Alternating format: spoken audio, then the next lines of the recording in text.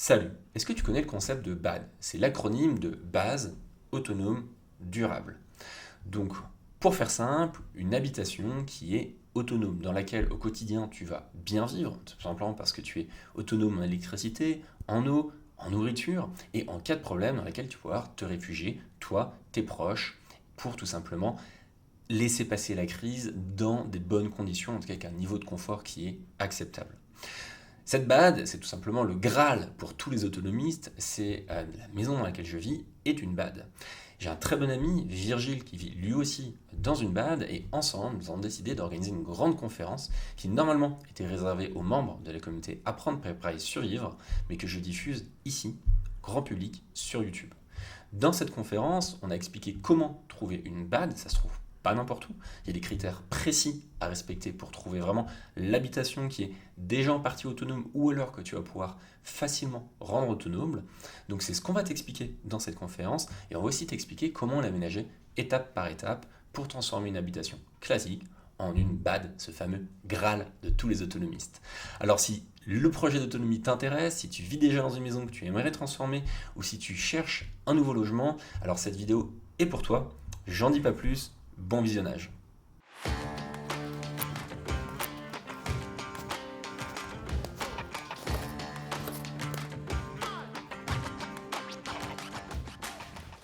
Virgile, je te laisse te présenter.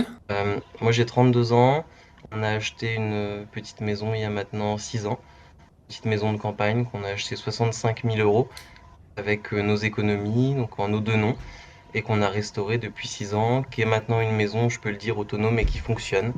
Donc solaire, eau, élec, cuisinière à bois, chauffage thermique, poule, abeilles, caille, pigeon, lapin, enfin la totale quoi, qui fonctionne très bien, sur laquelle des fois on s'est cassé les dents aussi et qu'on essaye d'améliorer.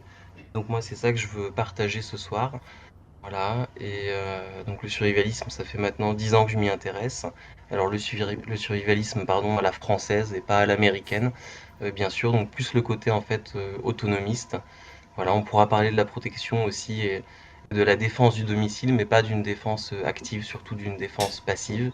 Voilà, ça fait une dizaine d'années que je m'y intéresse et je m'attache à créer une zone de confort en fait pour moi et pour ma famille et une sécurité en fait, parce que la BAD au jour d'aujourd'hui, je crois vraiment que c'est plus que ça. En fait, c'est une assurance pour l'avenir. Voilà, selon moi, c'est ça, c'est une assurance pour l'avenir. C'est ce qui permet des fois de s'extraire aussi du salariat ou des conditions. C'est ce qui permet de passer des périodes difficiles.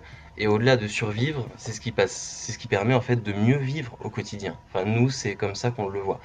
Voilà. Par contre, attention, et on en parlera, je pense après, à pas vouloir partir trop fort et à pas en vouloir être autonome, être dépendant de soi-même. Ça, c'est très intéressant, je pense qu'on en reparlera. Voilà, faut faire les choses dans l'ordre, de la manière la plus appropriée possible. Bah écoute, Voilà. excellente présentation, très bonne définition, je suis totalement d'accord. T'as utilisé le terme survivaliste, c'est vrai que moi je l'utilise plus depuis des années à cause de la façon dont les médias l'ont repris à leur sauce. C'est un terme qui fait polémique, mais je te rejoins totalement sur ta définition du terme, et j'ai pas honte à l'utiliser en cercle restreint, mais je fais attention à pas l'utiliser en grand public, c'est trop connoté maintenant. Sur la définition de la BAD, je te rejoins complètement. En fait, c'est censé faire face à une rupture de ta normalité et à mieux vivre au quotidien manger des produits plus sains, des produits que tu as transformés toi-même, où tu sais ce qu'il y a dedans. Et tu as parlé des périodes difficiles et c'est bien d'insister là-dessus. C'est pas uniquement en cas d'effondrement de la civilisation, c'est tout simplement tu perds ton taf. Ben oui, il y a le chômage qui est là, mais à tout le temps compter sur l'État, c'est très dangereux.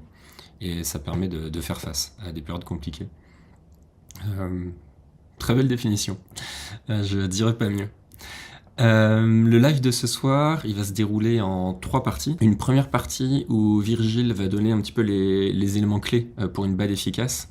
Donc il va vraiment passer d'un sujet à l'autre, mais c'est vraiment les points importants. Donc on va vraiment passer d'une thématique à l'autre très rapidement. Et une deuxième partie où tu vas présenter on a compté juste avant, donc les 17 étapes, enfin les 17 points clés pour une BAD. Et ce sera très intéressant parce qu'il y a autant de BAD que de personnes qui en font une. Toi, tu es une des personnes qui a une BAD, on va dire, la plus aboutie, surtout la plus fonctionnelle que je connaisse. C'est-à-dire que tu l'utilises au quotidien et tu as une très bonne vision là-dessus. Ce sera intéressant de voir aussi avec d'autres personnes que je connaisse qui ont des BAD, moi-même, hein. Ce qui est cool, c'est que j'ai l'expérience sur 2 BAD avec des systèmes très différents, notamment sur l'eau et sur l'autonomie alimentaire. Donc ça va être intéressant de comparer tout ça. Alors donc les critères d'une BAD efficace, moi je vais les énumérer selon moi. Par contre, attention, c'est pas parce qu'il y a un critère qui n'est pas rempli qu'on peut pas avoir une BAD. Déjà une BAD c'est quoi? Une base autonome durable. Ça veut dire que la base c'est un ancrage. C'est quelque chose qui est un peu du concept militaire d'ailleurs, qui est peut-être pas un très bon terme. Ça veut dire qu'on doit s'ancrer quelque part. Quand on dit qu'on a une base autonome mobile, un camion, etc., ok, bon, c'est une base, mais voilà, la base, il y a quand même cette notion d'ancrage. La notion d'autonomie, alors si on reprend le mot autonomos qui se définit par ses propres règles, bon, je suis pas tellement d'accord avec ça, mais en tout cas, tout le monde voit ce que c'est que l'autonomie. Et la notion de durabilité, dans base autonome durable, elle est très très importante parce qu'on peut jamais l'avoir à très long terme. Nous, on dit qu'on a une base autonome durable, on a des panneaux solaires, on a une batterie, ok, la batterie elle est garantie 10 ans, mais dans 10 ans, je peux pas refabriquer ma batterie. Alors, je peux toujours fabriquer une batterie, comme on voyait avant, bah, comme Bjorn sur sa chaîne YouTube, ça se fait, hein. Avant c'était des bocs à l'envers avec du plomb et de l'électrolyte, on peut fabriquer une batterie. Mais il n'empêche qu'il faut avoir stocké les consommables. Donc pour moi déjà, la notion de durabilité dans la BAD, il y a une notion de stock ou d'échange, et on peut avoir une durabilité sur 10, 15, 20 ans. Voilà, mais ça s'arrête là. Être durable sur tout le temps, au niveau électronique et de ce qu'on a besoin, eau, etc., c'est une notion un petit peu bancale. Mais en tout cas, la base autonome durable, c'est ça. Ça permet d'être autonome sur voilà, 10, 15, peut-être 20 ans, en fonction des échanges, de ce qu'on fait, etc. Et donc les critères, on a beau manquer un critère, c'est pas grave, on peut se rattraper sur les autres. Il n'y a aucune maison, aucun terrain qui est parfaite. Il y a juste un critère pour moi qui est le plus important. C'est peu importe le lieu que vous achetez, enfin qu'on achète, peu importe. On peut toujours tout faire dans une maison. Celui qui achète une petite maison de merde sur un petit terrain et qui a l'oseille, qui a l'argent, désolé de parler comme ça, mais il fait tout ce qu'il veut. Par contre, il y a quelque chose qu'on ne peut jamais changer, c'est la situation géographique. Donc quand on achète un lieu, il faut absolument acheter la situation géographique et, à la limite, le voisinage et ce qui s'y passe. C'est la seule chose qu'on ne pourra jamais changer.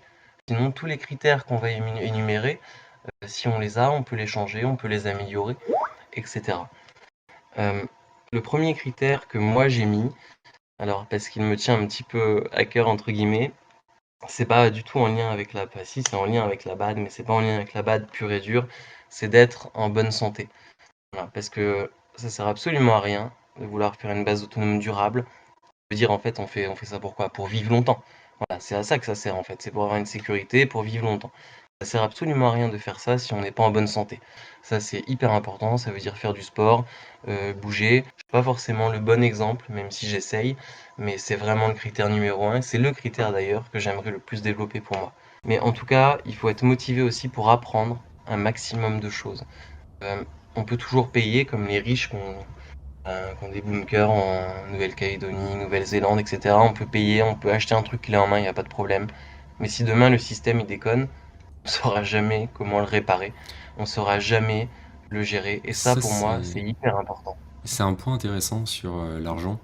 C'est que l'argent, c'est un accélérateur. Ça permet d'aller beaucoup plus vite. On va prendre un exemple simple. Si on rénove entièrement sa maison, si on le fait à la main, ça va coûter pas très cher, mais ça prend énormément de temps. Si on fait appel à des entreprises, ça va aller très vite, mais ça coûte énormément d'argent. Donc l'argent, c'est un accélérateur. Si on en a, il faut l'utiliser, hein, évidemment. Mais par contre, il faut faire attention à ne pas perdre du savoir-faire. Exemple simple, si on fait appel à quelqu'un pour installer un système d'autonomie en eau potable, aucun souci. Par contre, il faut être sûr de savoir comment il fonctionne.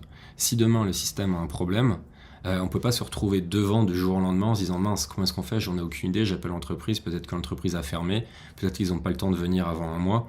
Il faut être capable de réparer en fait et de gérer les systèmes qu'on fait faire grâce à l'argent.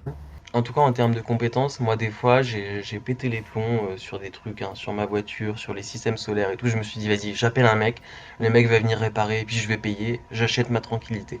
Et je l'ai très, très, très rarement fait. Et du coup, j'étais hyper content après parce que je savais comment le système fonctionnait. Là, encore il y a 2 jours, l'onduleur, il bipait le matin, alarme batterie faible. Bon, bah voilà, tu règles les paramètres et puis c'est bon, t'as plus besoin d'avoir l'entreprise au téléphone ou quoi. Et ça, mais c'est du bonheur. Donc l'argent, effectivement, c'est un accélérateur de projet.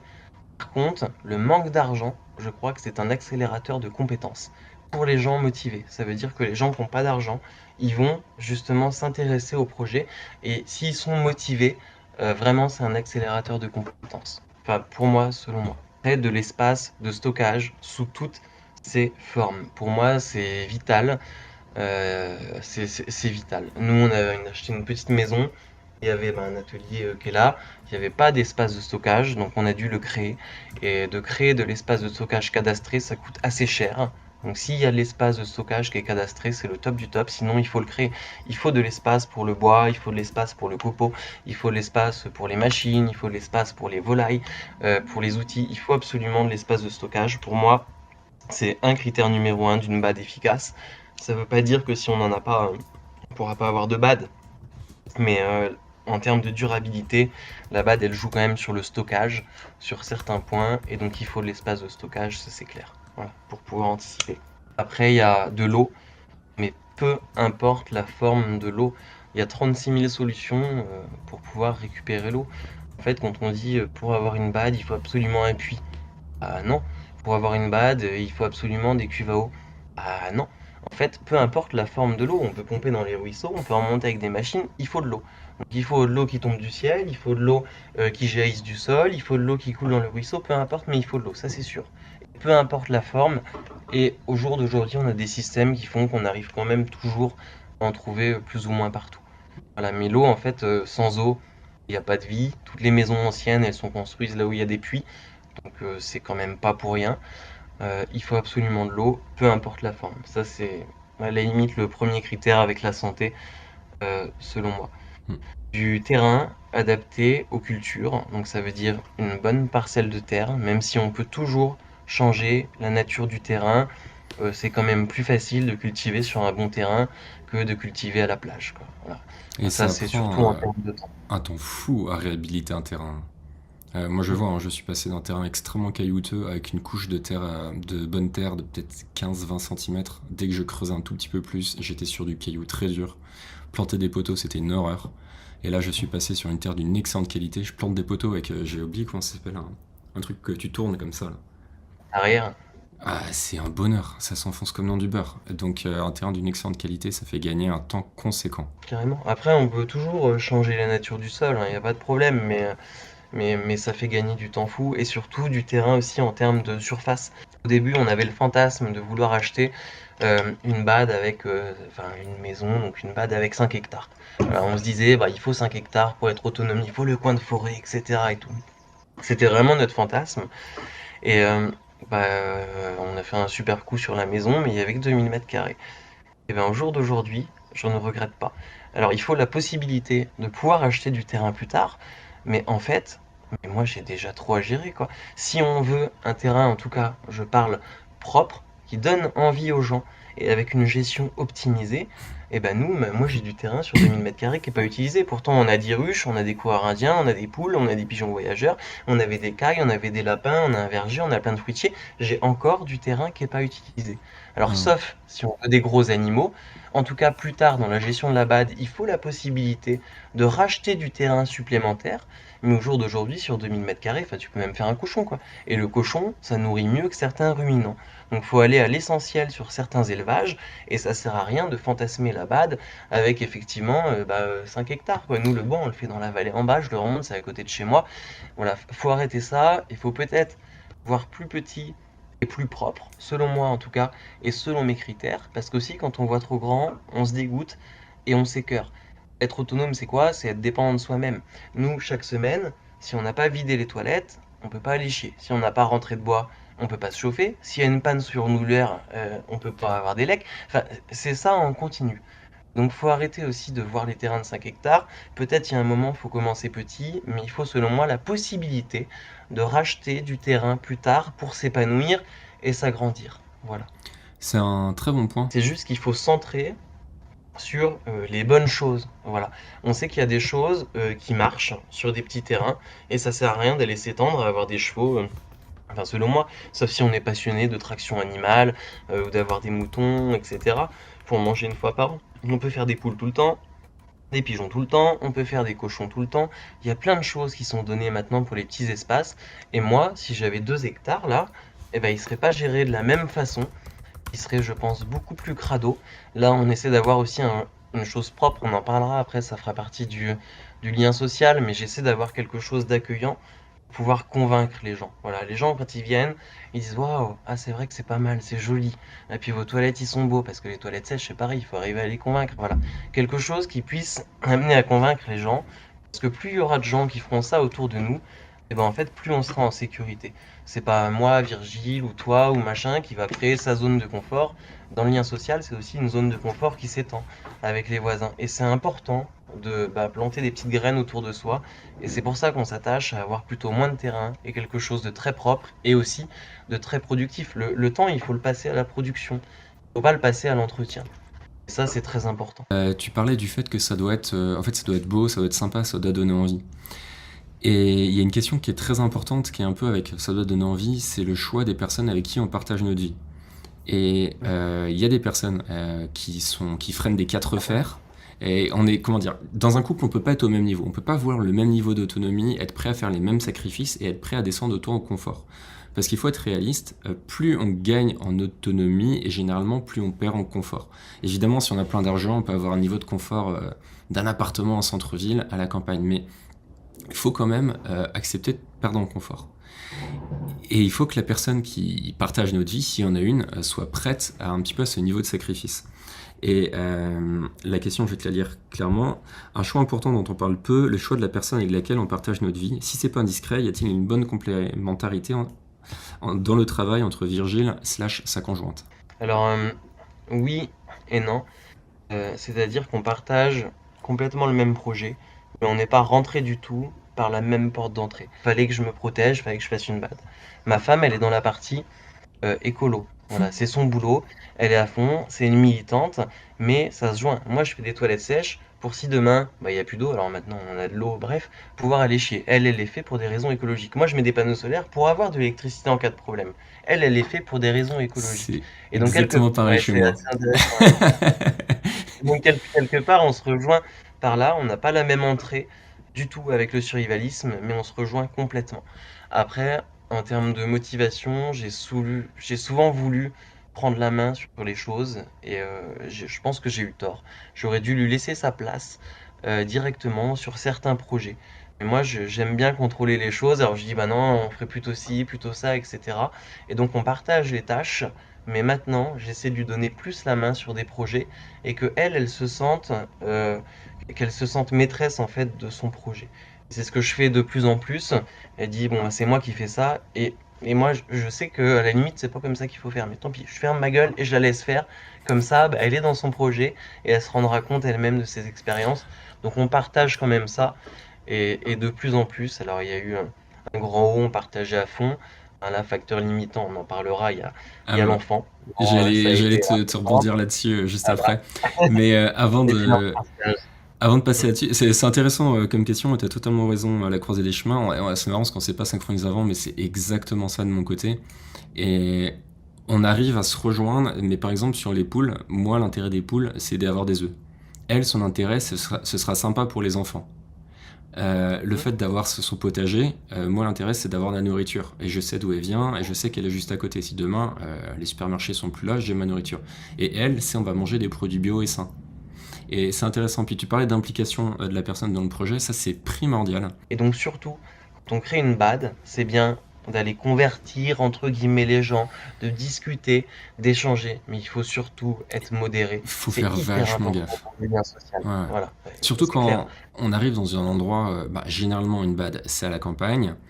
Moi, je suis français, à la campagne suisse, c'est des bons Suisses. Et déjà, tu arrives en tant que mec qui vient de la ville, ils te regardent, oula, lui il va pas rester longtemps. Tu dis que t'es français, ils sont, c'est quoi ce truc?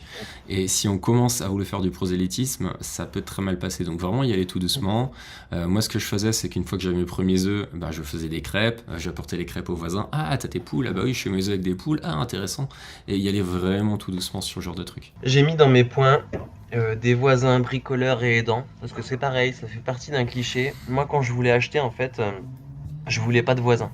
Je voulais le truc de 5 hectares et pas de voisins. J'ai dit non, je vais faire ma bad, je veux pas de voisins. Ok. Et ici, il y avait quelques voisins. Alors, on n'est pas collés les uns et les autres comme en lotissement. Il y a quelques voisins. Et ben, le voisin, plus d'une fois, il m'a sauvé la vie. Au jour d'aujourd'hui, je fais des chantiers avec lui. Quand on n'arrivait pas à faire tomber l'arbre, il venait le soir.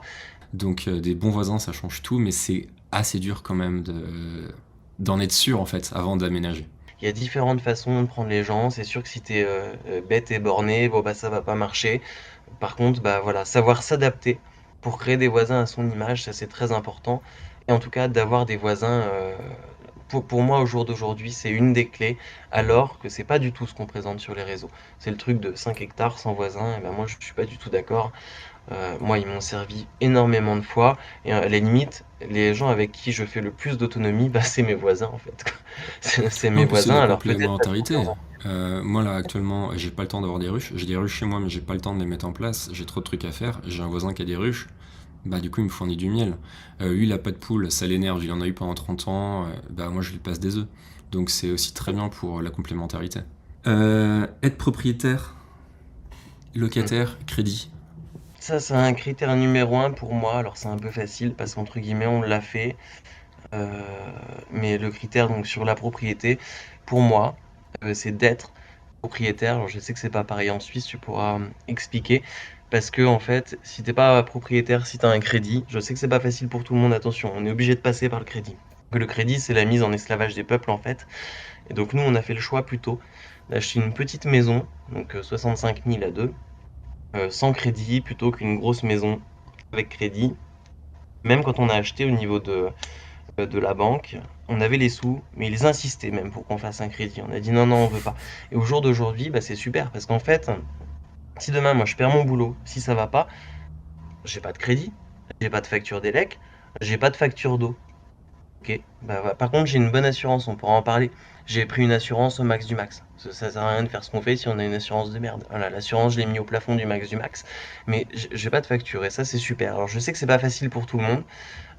Moi, mes parents m'ont rien donné, hein, attention. C'était mes économies sur, allez, quasiment 10 ans, quoi. C'était mes économies. Et après, les prix sont pas pareils partout, mais pour moi, c'est important d'être propriétaire, même si on passe par le crédit en France, de à un moment pouvoir se dire ça y est, c'est chez moi. Voilà. Pour moi, c'est comme ça que je le vois en tout cas. Non, mais alors totalement d'accord. Pour moi, en fait, c'est la meilleure option, très clairement. Après, dans la réalité, c'est pas toujours possible en fonction bah, de ses moyens financiers, en fonction du lieu où on va avoir sa BAD et en fonction du pays. Moi, je pense que c'est si on peut mettre cash, il faut mettre cash, mais entre, je prends les cas extrêmes, économiser pendant 10 ans et vivre pendant 10 ans dans un studio en centre-ville, ou alors acheter à crédit sa BAD et un crédit, attention, raisonnable, où on sait que même en cas de problème, on est capable d'assumer le crédit, on sait que si on perd son travail, on est capable d'en retrouver un, même qui paye un peu moins bien, mais qui soit capable de payer le crédit, mieux vaut avoir sa BAD à crédit si on n'a pas le choix. Deux points, tu me relances sur deux points, j'insiste. Faites hyper gaffe à pas prendre un crédit beaucoup trop cher et à vous lancer trop tôt ou trop grand. Et enfin, ce serait extrêmement, vraiment triste d'avoir un crédit trop élevé, avoir un accident de la vie et d'être expulsé de chez soi parce qu'on n'arrive plus à payer son crédit. Ce serait vraiment une horreur, je trouve. Et un point important, si on part sur des travaux, les travaux, il faut avoir le temps de le faire. Moi, j'ai vécu dans les travaux, gamin, j'ai fait que ça. Enfin, que ça. J'ai aidé mon père, mais mon père a retapé deux baraques quasiment de A à Z. Donc, je vois le temps que ça prend, l'énergie que ça prend, l'impact que ça a sur sa vie familiale. Il faut être prêt à assumer ça. Donc, il faut avoir un couple solide. Et il ne faut pas sous-estimer les coûts des travaux. Les matériaux, c'est pas gratuit. On peut faire de la récup, mais il y a des limites à la récup. Et si on fait des travaux, faut être conscient du temps que ça prend et du coût que ça prend aussi pour pas tomber dans le piège de je prends un cas extrême, on met tout son argent dans une maison, on se met au RSA, on va rénover, c'est génial, et en fait, bah non, faut payer les matériaux, et en fait, on a du temps, mais on n'a pas l'argent pour faire les travaux, résultat, on se retrouve bloqué. Donc faire attention à pas tomber dans ce piège non plus. Au niveau de la récup, nous on est tombé dans ce piège-là quand on a acheté. Bah après on va peut-être avancer sur le live, mais en tout cas quand on a acheté, on était dans non, on va faire des trucs en palette, et puis on va pas mettre de bâche au jardin, et puis on va créer ça avec ça, machin et tout. Alors c'est bien et c'est super, ok, pas de problème. Sauf que bah finalement c'est pas durable.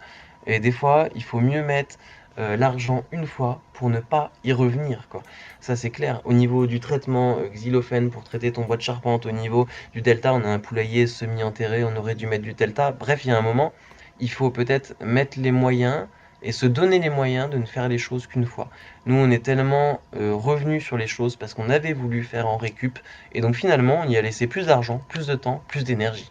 Et ça, au jour d'aujourd'hui, pour moi, ça prime, et à la limite, ça peut devenir un des critères d'une BAD efficace, c'est qu'il faut mieux faire les choses plus lentement, mais les faire bien, et surtout ne les faire qu'une fois, quoi. Si on a repassé sans arrêt sur les choses qu'on a fait, ça peut pas coller. Et donc des fois, on croit gagner de l'argent, et en fait, ben, on en perd, parce qu'au lieu de repasser sur un truc 20 ans après, on y repasse 5 ans après, parce que c'est mort, quoi. Voilà. Ça, c'est et juste, donc la récup, et en termes de temps, le temps, c'est une question de priorité. Il y a un truc sur lequel on est tous égaux dans la vie, c'est le temps. On a tous 24 heures dans une journée. C'est la seule chose sur laquelle on est égaux. On n'est pas égaux sur les maladies, on est égaux sur rien. Par contre, on a tous 24 heures dans une journée. Le reste, c'est une question de motivation. Voilà. Moi, je sais que le matin à 5 heures, je me lève, je bosse sur mes trucs, machin. Des fois, je suis pas motivé, j'ai pas envie, je me lève pas. Mais on a tous 24 heures dans une journée. C'est qu'est-ce que vous faites de votre journée, comment vous pouvez l'optimiser au mieux. Alors, c'est légitime qu'on soit motivé, qu'on ait envie, pas envie, mais quand on dit souvent j'ai pas le temps, non, en fait, tu t'en vas dormir là. Donc tu as le temps, mais tu préfères dormir, et c'est légitime d'aller dormir parce que tu es fatigué. Mais on est tous égaux sur le temps, et donc il faut savoir gérer son temps au mieux pour pouvoir l'optimiser au mieux. Voilà. Totalement d'accord. Et il faut faire attention aussi à pas se lancer dans trop de projets d'un coup. Ouais. Justement à cause du temps et prendre le risque de foirer ses projets. Ça, j'ai énormément travaillé sur moi là-dessus. Ça, c'est un de mes gros défauts.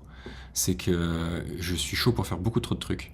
Et résultat, au début, hein, je me suis lancé dans trop de choses que je n'arrivais pas à gérer.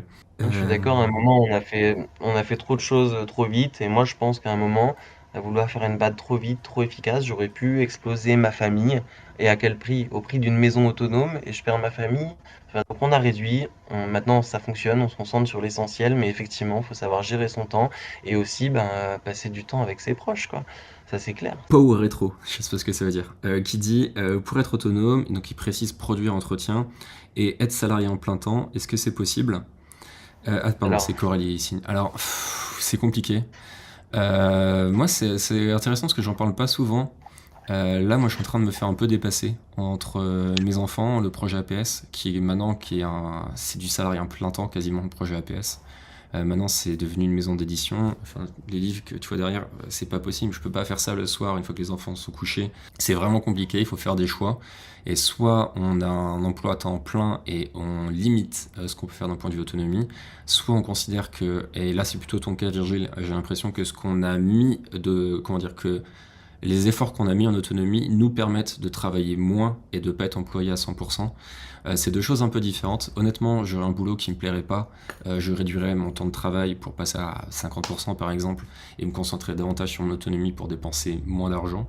Là, le projet APS, ça m'éclate, tout simplement, ça m'éclate. Et c'est génial ce qui se passe, c'est génial d'être là avec vous ce soir, c'est un plaisir. Ce midi, j'ai reçu le dernier livre. Bah, c'est un plaisir d'avoir ça, quoi. Voilà, c'est plutôt une histoire de point de vue pour te répondre, Coralie. Et je dirais, sois en accord avec ce que tu aimes. Si ton boulot tu détestes, ben réduis ton boulot et gagne en autonomie. Si tu adores ton travail, ben faut être capable de mettre un petit peu de côté ton autonomie. Je sais pas ce que tu veux répondre à ça, Virgile. moi, je réponds que c'est très bien, parce que du coup, ça enchaîne pile poil sur ce qu'il y avait sur ma feuille après. C'était mes obligations. Voilà, c'était mes obligations régulières. Euh, Donc en fait, nous, à chaque fois, pour le foin, on a une journée par an. Pour le débroussaillage, on a 10 journées par an. Vous pouvez calculer en même temps. Pour le bois, on a 6 jours par an. Pour le karcher, parce qu'on veut quand même un endroit propre, on a 2 jours par an. Pour la peinture, donc cibique, lapis, ruche, etc., on a une journée par an. En fait, ça fait 22 journées par an. donc ça dépend des congés que vous avez. Mais quant à ça, on ajoute le nettoyage du poulailler, l'arrosage de la serre, le vidage des toilettes, le bois qui est à rentrer, etc. Ben, en fait, il reste plus vraiment beaucoup de temps. Et donc le temps, effectivement, avec le salariat, ça peut être assez compliqué. Moi, je sais qu'à un moment, bah, je me suis accordé une pause parce que pour faire les travaux, j'avais besoin d'un an et demi. Et sans ça, ça aurait été très compliqué d'avancer comme on l'a fait. Et c'est clair qu'avec un emploi à temps plein, ça peut être compliqué. Par contre, ça peut être compliqué de mettre ça en place. Par contre, une fois que c'est en place, que ça tourne et que c'est bien fait et qu'on n'a pas besoin d'y revenir, ça c'est bonheur. Ça, c'est bonheur parce que du coup, si c'est bien fait, on gagne du temps. Voilà, faut savoir aussi perdre du temps au début pour pouvoir en gagner après. On revient à ce que dit Mais Samuel. avec J'ai pas les moyens d'acheter bon marché, c'est la même chose avec le temps. là-dessus, avec un boulot à temps plein, c'est pas du tout infaisable. C'est d'ailleurs ce que tout le monde fait. Bien Mais sûr. c'est sûr qu'à un moment, si tu t'accordes une pause pour des travaux, pour un projet, etc., c'est plus confortable en fait, quoi. C'est plus confortable. Il y a Et d'être à deux, c'est pareil, c'est plus confortable d'être à deux. Ça, c'est clair. C'est parce qu'en fait, si tu es à 2 efficace, ça marche bien. Ça dépend aussi de l'efficacité des gens, parce que tu as des gens, ils travaillent 1 heure, ils sont moins efficaces que des gens qui travaillent 30 minutes. Donc attention, il faut voir aussi l'efficacité, hein. Voilà. Je souris, mais je ne dirai rien. Pour mon cas personnel. Deux commentaires intéressants là-dessus. Dominique qui dit pour l'argent avec les moyens d'aujourd'hui, oui, pour l'argent avec les moyens d'aujourd'hui, il y a toujours moyen d'en avoir. En fait, ça c'est un point intéressant. C'est ce qui est génial aujourd'hui comparé, on va dire, à au temps d'avant. Pour moi, c'est Internet. Et grâce à Internet, on peut faire beaucoup de choses depuis chez soi. Beaucoup de choses vraiment très pratiques. Et même si, on va dire, on a un travail à temps plein chez soi en télétravail, ben, en fait, tout simplement, ça permet de gagner en temps de transport. Et s'il y a ne serait-ce que 40 minutes aller-retour, ben, c'est plus d'1 heure et demie de gagner par jour. Ça permet aussi de faire du travail en freelance. Et j'ai une amie qui faisait du service client dans une entreprise. Elle est passée en freelance, elle gagne quasiment autant, mais elle gère ses horaires comme elle veut. Et ça change beaucoup de choses. Donc, complètement d'accord. La croisée des chemins qui dit il faut adapter son travail à son autonomie. J'ai créé le projet professionnel pour l'adapter au mieux à mes contraintes autonomistes, ce qui m'a permis d'être efficace. Et il précise petit camping. Complètement d'accord. Et ça, c'est encore mieux si on arrive à faire jouer les deux. Euh, Là, chapeau pour ça. Phoeb qui dit l'essentiel est de trouver le bon équilibre. Totalement d'accord, en fait, faut équilibrer en fonction de ce qu'on aime faire et en fonction de notre objectif. Pour exprimer qu'en fait, on était avant en location. C'était pas vraiment une base autonome durable, mais en tout cas, c'est quelque chose qui tendait vers ça. Et c'était possible même en location, donc c'est dommage qu'il n'y ait pas les photos, mais c'est pas grave d'avoir un petit jardin en fait, d'avoir des extincteurs, d'avoir quelque chose qui tourne avec un gros placard tournant. Voilà, c'était possible même en location de tendre vers ça. Et justement, en location, essayer d'anticiper la future maison qu'on aura et d'essayer en gros de jouer à l'autonomie pour voir comment ça rend sans se prendre la tête. On peut faire quelques erreurs pour anticiper la suite. Voilà, donc ces photos, elles illustraient ça. Après, dans ma nouvelle maison, donc ça doit être la photo 1.3 que Olivier a. C'est dommage, c'est pareil, on voit pas le avant-après. Bon, ça, c'est la maison une fois restaurée. Là, on se dit, bah merde, il a pas payé 65 000, sa maison, c'est pas possible. Bon, bah, c'était après restauration. Donc dans ma nouvelle maison, comment je voulais dire? Il y a tout qui fonctionne. Donc là, on voit le petit panneau, le brûlant, la toiture en ardoise. Et je vais reprendre en même temps le descriptif du lieu. Donc nous, on est à 30 minutes de la mer. Donc ça veut dire qu'on a une ressource aussi, qui est la mer, avec les pêcheurs, ce qui fonctionne, etc. Par contre, on avait fait le choix de regarder le niveau au-dessus de la mer. Parce que nous, chez nous, là, à 30 minutes de chez nous, ils achètent tous des maisons en bord de mer et on sait très bien qu'à un moment, elles seront défoncées par la mer. Donc nous, on est à 180 mètres au-dessus du niveau de la mer. On n'avait peut-être pas besoin d'être à 180 mètres, mais on avait regardé ça. On a une faune et une flore qui est très présente aussi. Donc il y a les ruisseaux, il y a les chasseurs, il y a les pêcheurs. Beaucoup d'agriculteurs, mais ça va. Ils font pas trop de culture, on pourrait dire, de culture gênante. Et puis surtout, à chaque fois, ils nous filent un coup de main. Ça, c'est très important. Donc ça, c'est un petit peu le cadre. Et puis, bah, c'est très boisé. On est sur une vallée. Voilà un petit peu le cadre dans lequel s'inscrit la maison. Donc, j'ai expliqué tout à l'heure, on est sur un terrain de 2000 mètres carrés. Donc ça, c'est le point 2. On va aborder les 17 points au fur et à mesure. C'est les points entre guillemets les plus courts et peut-être les moins intéressants. C'est juste pour définir le cadre. On a un terrain qui est en pente. On voulait pas de pente. Bah, on a eu de la pente parce qu'il y a un moment, on n'a pas le choix. On est obligé de faire des compromis. Voilà, on est obligé de faire des concessions. Et on a aménagé ça en terrasse. Donc en fait, pour l'instant, c'est des paliers en bois, en terrasse potagère. Et j'ai ramené des pierres, souvent sur le bon coin. Il y a un tas de pierres à donner, des cailloux. Moi, j'ai une formation maçon bâti ancien. Donc l'objectif, c'est de se servir du bois, qui est provisoire. Ça fait 3 4 ans qu'il est là, pour pouvoir construire en pierre devant. Et puis en fait, le bois, il servira de coffrage derrière. Et comme ça, on aura des belles terrasses en pierre maçonnées. Voilà, donc terrain en pente. Nous, c'était une contrainte de la maison, mais il y a un moment, voilà, fallait trancher, hein. Comme la maison, elle était vendue sans puits, enfin, elle était vendue avec un puits, mais on savait pas où il était. Je voulais absolument un puits, bon, on a fini par le trouver, mais à 65 000, on ne pouvait pas avoir tout. Donc ça, c'est un petit peu le cadre. Donc là, on doit avoir la serre, l'escalier en pierre, comment c'est aménagé. Et avant, c'était totalement vierge de chez vierge. C'était quoi? C'était une Avant, pelouse? C'était une pâture? ouais, c'était une pâture, ouais. Ok. Moitié pâture, moitié pelouse, ça avait été revendu. Après, on doit voir la photo 3.2, donc qui correspond aussi à ça. C'est le petit emplacement caravane et puis la toiture solaire. La caravane, elle est importante pour nous si demain on a besoin, comme on a une petite maison, de pouvoir accueillir du monde. Ben, ça fait un logement, ça fait aussi une chambre d'amis. Et puis, mine de rien, c'est quand même pas mal de pouvoir accueillir du monde dans un petit espace. Et la toiture, c'est la toiture de mon bâtiment de stockage pour les outils anciens. Donc dedans, c'est que des vieux outils rouillés qui payent pas de mine mais qui nous servent.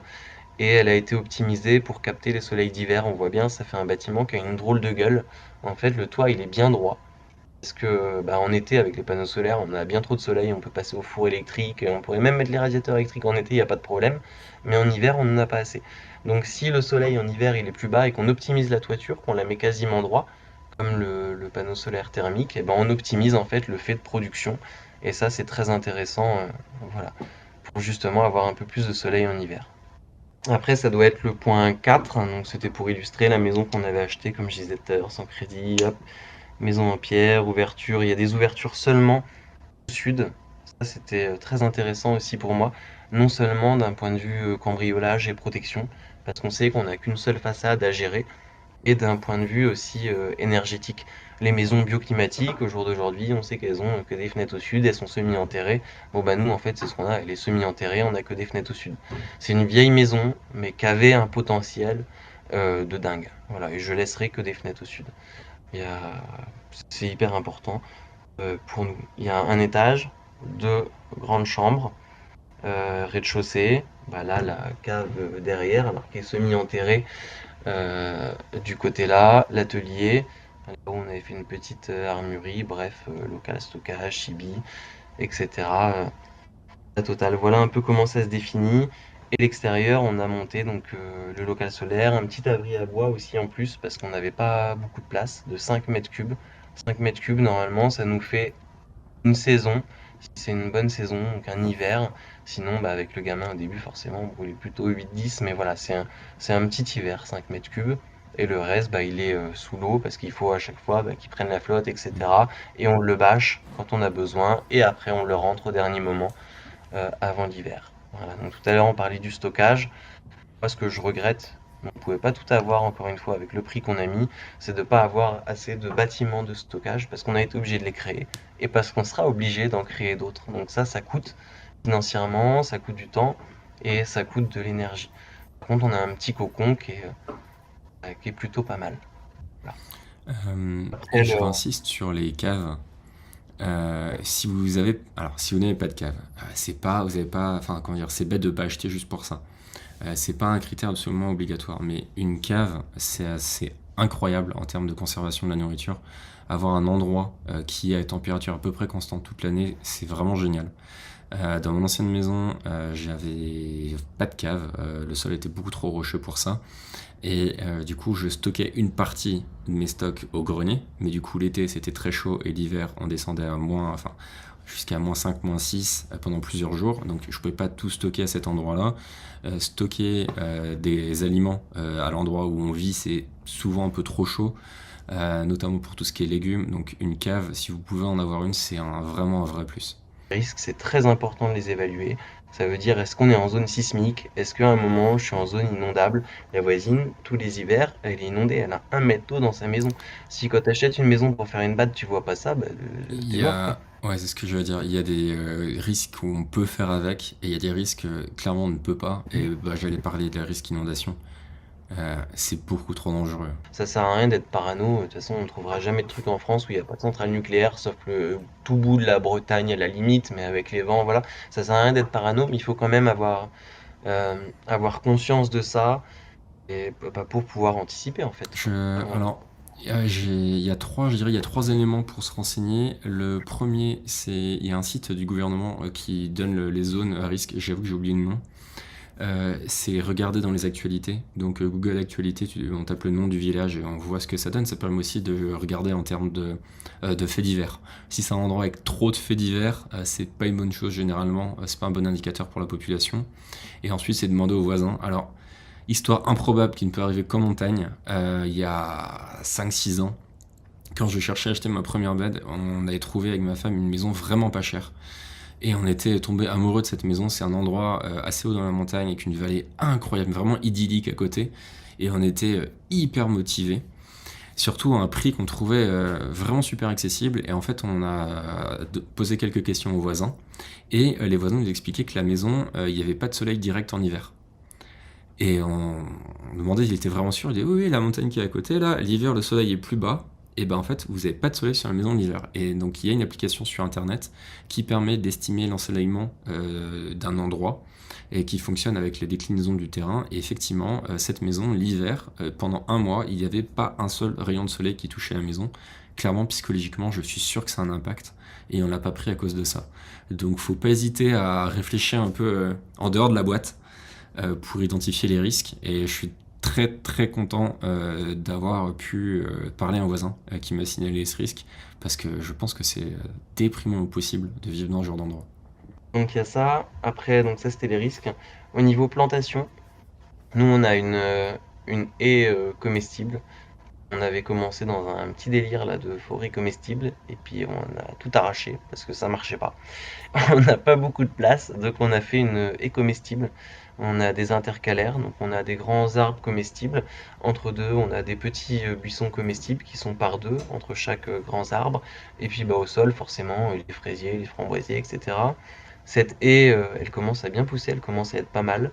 On a acheté des racines nues parce que ça s'implante beaucoup mieux pour plein de raisons voilà, pour plein de raisons, maintenant je veux que des racines nues, je veux pas des chignons qui tournent dans les pots, qui sont hyper boostés aux engrais, bref.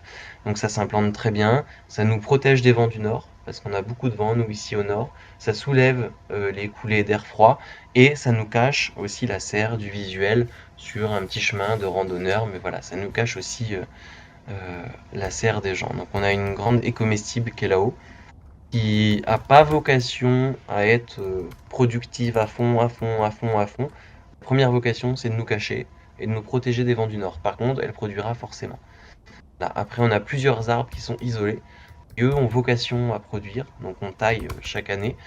Et d'ailleurs, c'est un petit peu de boulot, faut pas sous-estimer la taille des arbres quand il faut commencer à les grimper, etc. Et un verger pas entretenu, d'ailleurs, c'est beaucoup de taille. On a ça, on a une petite haie défensive entre la voisine et nous. Donc ça, c'est 12 poivriers du Sichuan. Ça fait des grosses épines, vraiment des très grosses épines. Ça pousse hyper vite. Ça produit du poivre. C'est vraiment un super arbre. Moi, c'est un de mes préférés maintenant. Voilà, je l'adore. Poivrier du Sichuan. Donc on a fait toute une haie défensive avec ça. On a 2 lignes de vignes. Donc ça doit être 5 et 5. Ils poussent pas hyper bien parce qu'elles se prennent les eaux d'une source qu'on a drainée. Mais les bonnes années, ça va, ça marche. Et puis après, ben, avec les ruches, nous c'est pareil, on attire les frelons. Donc les frelons, ils vont dans le raisin et puis ils les mangent. Donc en tout cas, sur nos productions fruitières, sur notre verger aménagé, on a essayé de tabler sur tout. Parce que justement, une année, il y a quelque chose qui marche. Une année, ça marche pas. Une année, c'est un autre. Une année, ça marche pas. Donc je pense qu'il faut optimiser au maximum les productions fruitières, étaler au maximum les productions fruitières, parce que c'est jamais une valeur sûre en fait. On peut pas dire cette année j'aurai des pommes. D'ailleurs les pommes chez nous on dit que c'est tous les 2 ans. Voilà, faut étaler un maximum. Et Alors, il y a des choses qui marchent mieux chez des gens et d'autres qui marchent mieux chez d'autres. Il faut aussi voir ce qui marche sur le terrain, mais en tout cas, il faut étaler et peut-être anticiper l'avenir. On a un yuzu dans la serre. Cette année, il nous a produit 5 citrons et c'était magnifique, ils étaient énormes. On a des Poncirus trifoliata, c'est des citronniers qui résistent à moins 15 degrés. Ça marche super bien. Un petit Satsuma, là, pareil. Un petit Thomasville. Voilà, donc peut-être anticiper l'avenir aussi, avec quelques agrumes, pas trop, attention, je dis pas de tout mettre sur les agrumes. Voilà, peut-être anticiper l'avenir avec des choses un petit peu rustiques, comme ça aussi. Euh, Plein de trucs. Mais J'y pensais au potager du Sichuan. Tu me motives. Faudra qu'on parle des vignes après. Moi, je suis en train d'en planter, donc hors live, pour pas polluer le live, ça m'intéresse d'avoir d'autres retours. Ce que je peux dire là-dessus, c'est les fruits. Moi, alors, plus ça va, plus je trouve ça génial. Dans le sens, une fois l'arbre est planté, il y a de la taille à faire. Mais comparé à un potager, je trouve que ça prend beaucoup moins de temps. Enfin, c'est très rentable une fois que c'est planté. Donc je dirais que c'est même une des choses à faire les plus rapidement possible quand on arrive dans un endroit, c'est planter les arbres. En fait, ça prend quasiment pas de temps à planter, c'est très rapide, et ensuite on oublie quasiment l'arbre pendant quelques années avant qu'il produise. Mais c'est beaucoup plus rentable de planter très rapidement, de faire ses travaux, de faire ses aménagements pendant quelques années, et ensuite les arbres produisent, plutôt que de faire tous ces travaux, et 5-6 ans après, planter les arbres. C'est un peu de l'année de perdu. Sur les arbres, je dirais aussi, regardez vos voisins. Il y a des microclimats un peu partout, il y a des types de sols un peu partout, et c'est super intéressant de voir ce qu'ont les voisins. Et c'est cool d'avoir des trucs un peu exotiques, c'est super, mais je pense que c'est important d'avoir des basiques. Si tout en Bretagne, hein, je pense qu'en Normandie c'est pareil, il y a des pommiers partout, ben c'est parce que c'est une terre à pommiers, donc il faut mettre des pommiers. Si c'est un sol où il y a beaucoup de châtaigniers dans le coin, bah c'est intéressant de mettre des châtaigniers. Et ensuite complémenter avec quelques petits trucs très sympas, mais vraiment partir sur les basiques. Chez moi, c'est des noyers. Il y a des noyers partout. Et c'est intéressant parce que, alors, il n'y a pas des années à noix, mais comment dire, il y a des années à noix par les arbres chez moi. Donc, par exemple, cette année, le noyer qui est chez moi, il a quasiment pas produit, mais rien du tout, alors que c'est un arbre immense. Par contre, les noyers du voisin, ils ont énormément produit, et je me suis arrangé avec lui pour récupérer les noix. Donc, c'est intéressant de diversifier, comme tu dis. Est-ce que tu veux passer à la suite sur l'élevage? si tu veux. Euh, Juste pour faire les pigeons très rapidement, euh, nous on a fait des pigeons voyageurs, donc en élevage, parce que j'avais un pote qui faisait des pigeons voyageurs, donc eux c'est des fêlés de pigeons voyageurs, ils font des courses, c'est-à-dire qu'ils parient de l'argent sur des pigeons, c'est vraiment des fêlés. Donc on s'est mis à faire ça. Alors des machins, on les a lâchés à 300 km, ils sont revenus chez nous, c'est phénoménal. On a fait un petit sac à dos pour les pigeons qui puissent porter des trucs. Voilà, donc on s'est mis à faire ça comme élevage pour le fun, c'est pas un élevage qui nous nourrit. Par contre, on s'est aperçu d'une chose. Un matin, je suis arrivé sous un pigeon.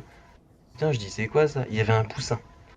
En fait, quand on met un œuf de poule par pigeon, il le couve, il fait éclore le poussin. Alors il peut pas le nourrir, parce qu'après il vomit pour nourrir ses petits, en gros, pour faire simple. Par contre, un pigeon, ça couve tout le temps, toute l'année. Et donc nous, les pigeons, ils nous servent à faire nos couvées. C'est-à-dire qu'à chaque fois, je mets un œuf de poule sous un pigeon, il le fait éclore, bam, après il passe en éleveuse avec la lampe, et ça couve tout le temps, toute l'année. C'est phénoménal, J'avais je te jure. jamais entendu parler de ça. Ah non, bah, j'ai découvert ça comme ça par hasard, tu vois. Ouais, c'est un truc de malade. Et ça marche vraiment très bien. Donc on fait des pigeons voyageurs qu'on a gardés. Les cailles, on a arrêté parce que ça marchait, je pense, pas très bien. Il faut continuer les élevages qui marchent bien et arrêter les élevages qui marchent pas. Et nous, clairement, les poules et les canards, ça marchait trop bien, quoi. Chaque année, on a 60, entre 60 et 100, des fois 150 poussins de couvées naturelles. Je l'explique pas comment, parce qu'il y a des gens qui adoreraient avoir une couvée naturelle alors qu'ils ont 20 poules, ils n'ont pas une poule qui couve. Nous, toutes nos poules, elles font au moins une couvée par an. Alors là, je veux pas être un peu perché, je sais pas si c'est au niveau des énergies, de ce qu'il y a dans le sol, etc. Mais on a des couvées toute l'année avec nos poules. Donc on continue surtout les poules et les canards. Je sais pas encore une fois comment ça s'explique. On continue les abeilles parce qu'on est déterminé. Par contre, les abeilles, on a énormément de pertes. On est passé de 10 colonies à une colonie. Ça fait 5 ans qu'on fait de l'apiculture. Là, on continue parce qu'on est déter. Mais on perd tout. À chaque fois, avec les abeilles, on perd tout. Voilà, donc c'est nos principaux élevages qu'on a. Et ce sur quoi on se recentre. J'ai arrêté les lapins. Parce que voilà, il y a un moment, il faut pas vouloir trop en faire. Il faut mieux en faire moins. Pour les poules, petite astuce, moi maintenant je prends quasiment plus que des poules de réforme. J'ai un poulailler bio, pas loin de chez moi, qui fait beaucoup, du coup, qui a énormément de poules de réforme, donc il me les donne. C'est assez pratique et dans de bonnes conditions, ça pond très très bien. Esmeralda qui dit les rapaces dans certains endroits. Moi, j'ai pas eu le problème, mais j'ai un ami qui habite près de chez moi qui a un problème sur les rapaces. Ce qu'il a fait, c'est qu'il a planté des petits fruitiers dans son poulailler. Et en fait, les fruitiers se développent en arbuste et les poules sont un peu en dessous, donc le rapace a moins de possibilités de descendre et ça marche vachement bien. Ce que je te propose, c'est Euh, on fait de l'électricité, on répond aux questions, puis on va peut-être s'arrêter là pour ce soir parce que je pense que l'électricité, on peut avoir pas mal de digressions aussi. alors moi, j'avais commencé il y a longtemps déjà, j'avais un diplôme d'électricien quand j'avais 16 ans, qui m'a jamais servi à travailler, par contre qui m'a servi plus tard pour mon autonomie. Voilà. Avant d'avoir le système qu'on a actuellement, j'avais monté un petit système sur ma voiture. Je trouve que c'est très bien pour s'initier. C'est un panneau solaire avec une batterie auxiliaire, avec un coupleur séparateur. C'est-à-dire qu'un jour, on n'avait plus d'électricité dans la maison, donc j'ai un convertisseur aussi, j'ai tiré une rallonge de la voiture pour alimenter la couveuse où il y avait les poussins, etc. Donc créer des petits systèmes pour s'initier, c'est peut-être pas mal. Sinon, on a un gros système maintenant, ça fait un peu plus d'un an qu'il fonctionne. Donc 6 panneaux de 400 watts, un onduleur WKS et une batterie Pilontech de 5 kg, enfin 4,8. Donc la maison, là, tout marche, elle est lec pour l'instant. Sauf peut-être demain matin, si elle sera vide, ça repassera sur le réseau. Ça dépend de la journée qu'il y a eu. Mais là, en ce moment, normalement, on arrive à faire tourner la maison intégralement. Voilà. Pendant la tempête, quand il n'y avait pas d'élec, on arrivait à faire tourner la maison. Par contre, il fallait couper tout ce qui n'était pas vital. Ça veut dire on laissait que le congèle, les quelques lumières, on avait même coupé la VMC. En hiver, il faut savoir que le solaire, par exemple, ça produit pas énorme. C'est très bien à mi-saison, c'est parfait l'été, mais en hiver, il faut peut-être avoir un plan B. Donc voilà ce qu'on a. Moi, ce que j'aimerais par la suite, c'est avoir un groupe électrogène à gaz, parce que le gaz, ça se stocke à vie. C'est une fois que tu l'as dans la bouteille, tu peux le garder 20 ans. Dans 20 ans, tu le ressors, il n'y a pas de problème. Alors que l'essence, c'est dégénère, le gasoil dégénère un peu moins, mais dégénère quand même. Donc on aimerait beaucoup ça en complément. L'éolienne, je suis pas pour du tout, parce que tous les retours que j'ai de gens qui en ont, c'est qu'ils en sont pas contents et qui disent que par rapport au prix, ils auraient mieux fallu doubler la surface photovoltaïque ou Alors, mettre plus de panneaux photovoltaïques que d'acheter une éolienne. Il y a ça. je suis pas du tout pour l'éolienne non plus. C'est quoi pour toi les critères, justement, contre les éoliennes? Alors c'est pas vraiment contre les éoliennes, c'est que les gens, donc il y a deux personnes que je connais qui en ont, ils ont dit pour le prix, on aurait Mhm. mieux fait de racheter plus de panneaux solaires parce qu'en fait ça produit pas assez, ça se met toujours en sécurité. Voilà. Les... Alors, j'ai jamais eu d'éolienne, hein. Je me suis vraiment beaucoup renseigné Moi non plus. avant et j'en ai jamais eu, donc je parle de ce que j'ai lu et pas de ce que j'ai expérimenté. Mais le problème de l'éolienne, c'est que les vents sont très intermittents, beaucoup plus intermittents que le soleil, donc ça dépend énormément. Ensuite, il y a beaucoup de pièces mécaniques, donc en fait, les panneaux solaires, c'est de l'électricité, mais il n'y a pas de pièces qui bougent. Et en fait, une éolienne, il y a énormément de pièces qui bougent, et des pièces qui bougent, c'est de l'usure. Donc il y a beaucoup plus de maintenance sur une éolienne que sur des panneaux solaires. Et ensuite, la dernière chose, c'est que pour être efficace, il faut qu'elle soit en hauteur. Il y a beaucoup plus de vent à 10 mètres du sol qu'au sol. Et il y a deux options, soit il faut installer un mât, mais du coup c'est des coûts, c'est de l'arrimage. On fait pas un mât de 10 mètres comme ça dans son jardin, on plante pas un poteau, donc il faut une structure derrière. C'est aussi plus compliqué pour la maintenance si tu as une éolienne à 10 mètres chez toi de hauteur. Et du coup, l'option de la mettre sur ta maison, c'est très dangereux parce que... Alors très dangereux, peut-être pas abusé, mais en fait ça peut fissurer la structure de ta maison parce qu'en fait c'est quelque chose qui va être fixé à ta maison qui va bouger sans arrêt. Et c'est vraiment pas très bon. Donc en gros, de ce que j'ai lu, hein, l'éolienne c'est très intéressant, mais quand tu as une immense éolienne, donc là on n'est pas sur un cas particulier, mais sur un cas d'entreprise, ou pour des situations très particulières du type bateau, où il y a énormément de vent sur un bateau, et sur un bateau t'as pas forcément la surface pour mettre des panneaux solaires. Donc j'ai pas l'impression que pour des particuliers c'est vraiment pas une bonne idée. Donc oui, panneaux solaires. Après, on a gardé nous le contrat d'électricité normal, c'est-à-dire si on a un problème ou si on a besoin de brancher un poste à souder, parce qu'il faut savoir aussi que sur une batterie avec des panneaux solaires, quand tu veux brancher un poste à souder, c'est chaud, tu fumes ta batterie, clairement. Donc nous, on voudrait la garder le plus longtemps possible. Donc on a gardé un contrat EDF. Enfin, on est chez Enercop, on n'est pas chez EDF d'ailleurs. On a gardé un fournisseur. C'est hyper important. Et puis voilà quoi, ça marche. En hiver, le minimum vital. Printemps-été, c'est ok. Printemps-automne, pardon, c'est ok. Et puis été, par contre, tu peux faire péter le four électrique. En été, c'est voilà, c'est pomper là. C'est là où t'en as le moins besoin parce qu'il fait jour tout le temps. Voilà. Et nous, on est en autoconsommation. Ça veut dire que le reste, enfin on est en autoconsommation avec stockage, donc on ne revend pas, et donc le reste en fait repart gratuitement. Et le prix de la batterie, c'était la moitié du prix du système. On a un Mm. système qui nous a coûté 5 000 € et la batterie 2000 quelque chose. Donc celui qui veut faire de l'argent, alors je crois qu'on parle pas de ça ce soir, mais celui qui veut faire de l'argent, faut pas qu'il ait de batterie. Il est en Ouais. autoconsommation, la journée, il y a les legs, et puis c'est fini. Et puis c'est tout. Un panneau solaire au jour d'aujourd'hui, c'est entre 80 et 100 €. Ça coûte plus rien. La technologie, elle a hyper évolué. On a des panneaux là de 435 watts. Moi, j'avais acheté à l'époque des 400 watts. Les parents de ma femme, eux, c'était des 200 watts il y a 10 ans. Ça a évolué, ça vaut plus rien un panneau solaire. Donc celui qui veut faire de l'argent, il met pas de batterie. Nous, on a choisi de mettre une batterie pour avoir de l'énergie quand justement il n'y en a pas. Voilà, mais un petit système, ouais, 5000 balles, t'as déjà un petit système bah, qui te fait tourner ta maison, quoi. Et après, on a joué le jeu quand même de cliquer sur des trucs sur Internet, là, les aides de l'État, les panneaux solaires, machin. Donc on a fait passer 4 professionnels chez nous différents. Et donc les 4 nous vendaient 12 panneaux solaires avec revente. Alors fallait faire passer le consuel, etc. Mais juste 12 panneaux solaires, pas de batterie, entre 20 et 25 000 €. Ça, il faut surtout pas prendre et il faut fuir. Il faut mieux acheter un kit à poser soi-même ou à faire poser maintenant What You Need, poser kit, etc. Mais il faut surtout pas prendre ça. Et même l'autre jour au JT de 20 h, je suis désolé, peut-être dans le chat il y a des gens qui ont ça, mais au jour d'aujourd'hui il y a beaucoup moins cher. Voilà, peut-être à l'époque il n'y avait pas, au jour d'aujourd'hui il y a beaucoup moins cher. Et même l'autre jour au JT de 20 h, il disait non, les panneaux solaires c'est maximum 1 000 € par panneau, tout compris, avec onduleur, la pose, etc. par un professionnel. C'est le max du max. Après c'est une Ouais, arnaque. c'est marrant, j'ai jamais compté comme ça.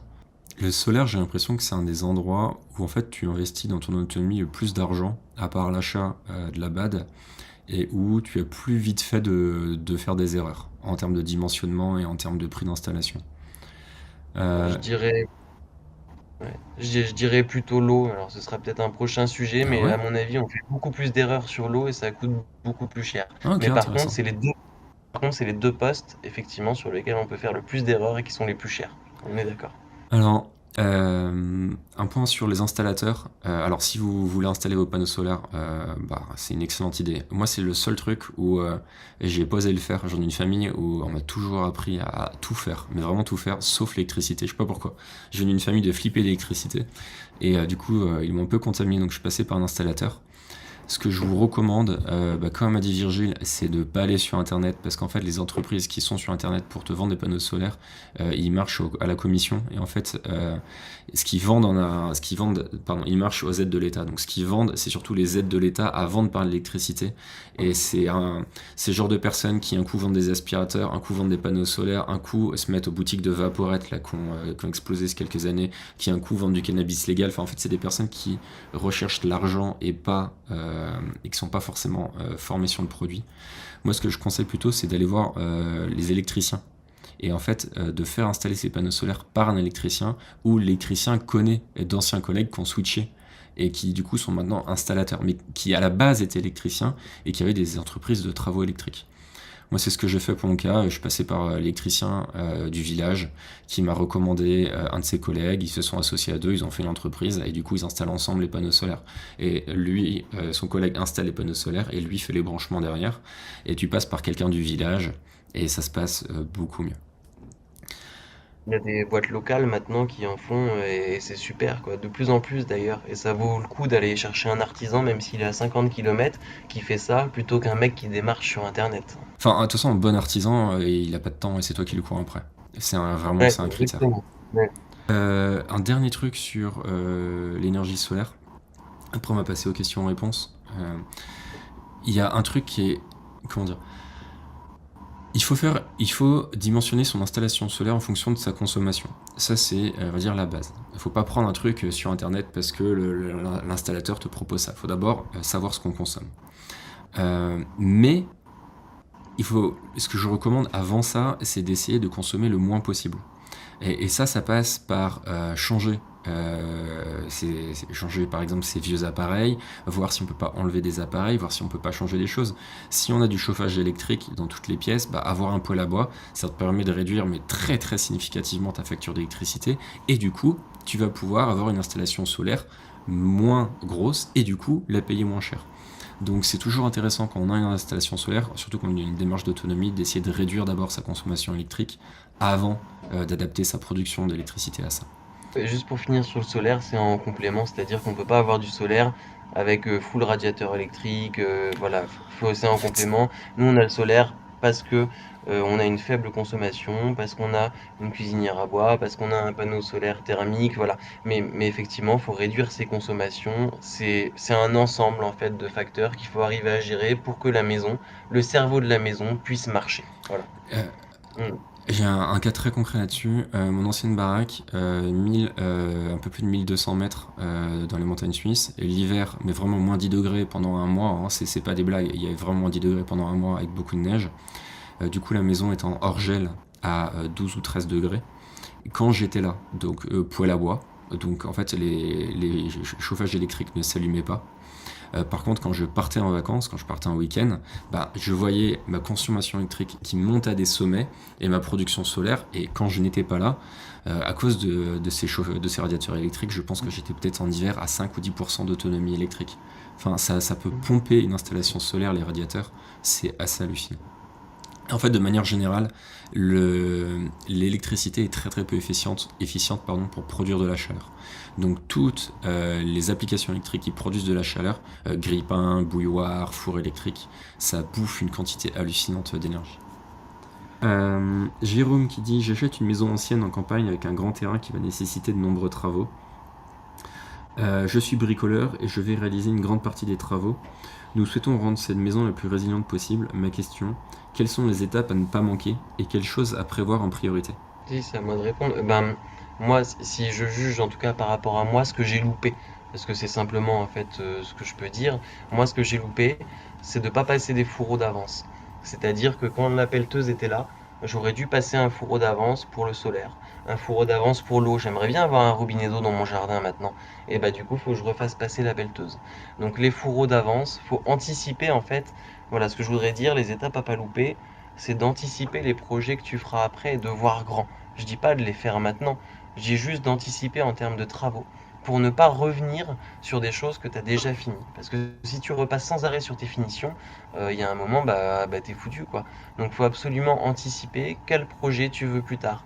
Et tu peux passer un fourreau dans le sol, peu importe que tu mettes de l'élec, de l'eau, de la fibre, parce que tu veux amener la fibre. Voilà, passer des fourreaux pour anticiper ça et anticiper bah, tous tes projets d'une manière générale. Ça, c'est hyper important, d'une manière générale. Voilà. Euh, Non, en fait, c'est dur de répondre, donc il n'y a pas plus de détails et c'est une question très Mm. complexe, donc je pense que c'est la meilleure réponse que tu peux apporter. Deux questions sur le chat, de la croisée des chemins. Virgile a une super installation, mais une chose dont il n'a pas parlé: si demain son logis est attaqué ou détruit pour quelque raison que ce soit, a-t-il préparé un projet lieu d'évacuation? Alors ça, on en parlera dans le prochain chat, je pense, parce que c'est tout un sujet, hein, on peut en parler, je pense, au moins une bonne demi-heure. Je peux Euh, répondre rapidement ou pas? Allez, vas-y, je En sens que fait, t'es en chaud. fait, en fait, c'est pas ça, c'est que si je quitte ma bad, c'est qu'il y a une faille et qu'il y a une mauvaise préparation. Voilà. Donc moi, j'ai pas de sac d'évacuation à mon chevet. J'ai des extincteurs, j'ai des alarmes. Je mets en place tout un tas de choses. À part vraiment gros coups non prévus, mais normalement, j'essaie de tout prévoir. Si je quitte ma bad, c'est qu'il y a une faille. En tout cas, je mets tout en place pour essayer de pas la quitter. Et c'est justement mon objectif. Voilà. C'est le principe de la BAD, hein, c'est justement de qu'elle est fixe, mais. Ah, je serais chaud pour parler évacuation la prochaine fois, faire un truc un peu plus survivaliste. Euh, euh, et la prochaine fois, on parlera. Attends, je reprends mes notes. C'était électricité. On parlera du chauffage. C'est cool, il y a plein de trucs à dire sur le chauffage aussi, sur l'autonomie en eau. Ça, c'est intéressant parce qu'on n'a pas forcément les mêmes systèmes, donc c'est très très très chaud pour en parler aussi. Sécurité protection, donc là c'est sécurité du domicile, mais c'est aussi tout ce qui est... Ah, bah oui, c'est juste à côté, ouais. C'est aussi tout ce qui est incendie. Dans sécurité, t'as aussi mis tout ce qui est santé médicale? C'est juste après santé médicale. Ok. Nous, on a des sacrées caisses médicales avec oxygène, etc. Enfin bref, sacrées Ensuite, caisses médicales. communication, lien social, connaissance, diplôme. s'il y a un truc qui est génial avec toi, c'est que tu as fait mes 50 métiers. Et ça, c'est vraiment un plus d'un point de vue autonomie. Non. Ouais, Euh, c'est bien et pas bien parce qu'on touche à tout, mais quand on touche à tout, on est spécialiste de rien. Donc, Bah après, d'un point de vue autonomie, mieux vaut toucher à tout qu'être spécialisé d'une chose. T'es un monstre spécialiste du solaire, ben c'est cool. T'as un science solaire, elle est top. Mais à côté, t'as pas grand chose. c'est Ensuite, vrai. stockage. Donc là aussi, il y a pas mal de trucs à dire. Outils de transformation alimentaire. Et même outils de manière générale. Toi, en plus, t'es particulièrement bien équipé. Et ensuite, santé et hygiène. Donc, il y a Louis qui dit une deuxième session ne suffira pas. Je pense que ça devrait aller, ça dépend à quel point on fait des digressions, mais franchement, ça fait vraiment plaisir de faire un live interaction comme ça. Petite question, j'en profite dans le chat, est-ce que ça vous intéresserait un live résilience financière sur tout ce qui est or, argent, devises, troc, ce genre de trucs? Ça, je serais très chaud pour en faire un. Je sais pas si je serais seul ou avec quelqu'un pour me faire du répondant puis apporter la contradiction. Mais si ça vous intéresse, dites-le en commentaire. Et je crois que c'est à peu près tout pour ce soir. Franchement, juste vraiment bravo. C'est la première fois que tu fais ça. Et c'est juste hyper bien passé, ça a été super fluide. Et j'ai découvert plein de trucs parce qu'évidemment, bah, ça fait un petit moment qu'on se connaît, qu'on échange. Mais franchement, bravo pour ta préparation. C'est un sacré niveau. Donc, et puis t'as quasiment rien montré. Donc franchement, bravo pour ça. Vu que t'as pas le chat, je te fais les retours. Une deuxième. Merci pour cette soirée, vivement la suite. Merci Antoine, merci Virgile, c'était super, hyper intéressant et pertinent. Une deuxième session ne suffira pas. Alors il y a plein de pouces, je te les fais comme ça. Merci beaucoup à vous deux, vraiment très intéressant. Merci à vous, merci, pouce en l'air avant de partir. Merci beaucoup pour cette soirée. Oui. Je pense que c'était pour le live autonomie financière. Bon, bah écoute Virginie, je te dis bonne soirée. Et il y a encore beaucoup à dire, donc c'est un super sujet. Un très grand merci pour ton aide ce soir. Et franchement, un grand merci à tous ceux qui sont là. Je le redis à chaque live, mais ça fait vraiment plaisir d'avoir des interactions aussi intéressantes, de voir que les questions sont pertinentes et de voir autant de bienveillance dans le chat. Donc un grand merci à vous. Et je vous dis à bientôt pour une prochaine rencontre.